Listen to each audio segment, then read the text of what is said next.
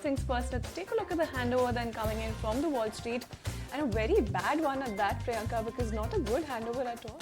Morning, Shreyanshi. Shreyanshi, we've seen the kind of surge in US markets. Of course, this comes as a surprise, and this is especially the concerns over the Deepseek that has come to a head on Monday again. Now, if you look at NASDAQ, in fact, futures were also indicating you that it's going to be a very heavy day for NASDAQ. 15% they were down before the opening, but then NASDAQ, that one lost more than 3% yesterday. S&P 500 slid about 1.5% yesterday. Now, investors are, of course, turning their attention towards the corporate earnings. It's a corporate earning heavy week on US markets. All the FANG stocks have to report numbers, as well as there's a lot of economic data, especially the data from FOMC meet has to come in. And of course, let's not forget Fed's favorite, the index, PCE, that's the benchmark, that's an inflation gauge for them. That is also to come on Friday. So a very heavy week, but then Deepseek, that is actually, creating tremors for US market.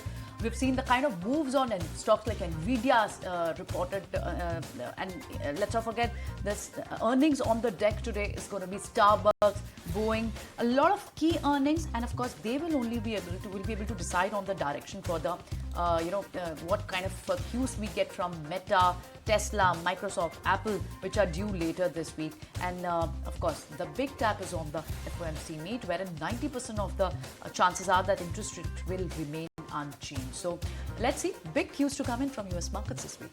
Well, absolutely. Big cues is something that we're looking at. But let's also, speaking of big cues, take a look at oil markets, then see what they're up to, because oil prices fell about 2%, pressured by losses in the Wall Street. But you also have a whole host of factors. So a confluence of factors really is what you're looking at when it comes to oil prices. Oil was already down earlier in the session on weak economic data from China and worries that the US president is going to be proposing tariffs that could further pressure economic growth as well as energy demand. So that is something that we've been quite worried about as far as the oil markets then are concerned. And when you take a look at the handover then coming in, Brent crude futures are the ones that fell 1.8%, closed around that $77 a barrel mark. So sub that $78 per barrel level, that is very important. US WTI as well, 2% downtick coming in, $73 per barrel is the kind of level that you're looking at as far as WTI also is concerned. When you take a look at OPEC and its allies, including Russia in the OPEC Plus group, they're yet to react to Trump's call at this point, with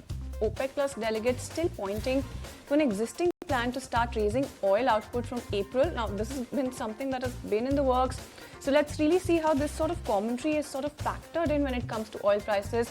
But let's also then shift focus to cryptocurrencies, because they were the ones that were tumbling to begin the final week of January, with the market in fact in a cooling period at this point, and there's been quite the run up to a new record pulled lower by the Deepseek driven sell-off that we've seen in tech stocks as well at this point. So when you take a look at the price of Bitcoin, fell 3%. And that is the kind of move that you're looking at as far as Bitcoin is concerned. The important thing to mark here is that it is below that $100,000 mark. That is the important mark that it had crossed recently in the rally that we've in fact seen coming in. And even when you take a look at CoinDesk, Priyanka, 5% losses coming in there as well.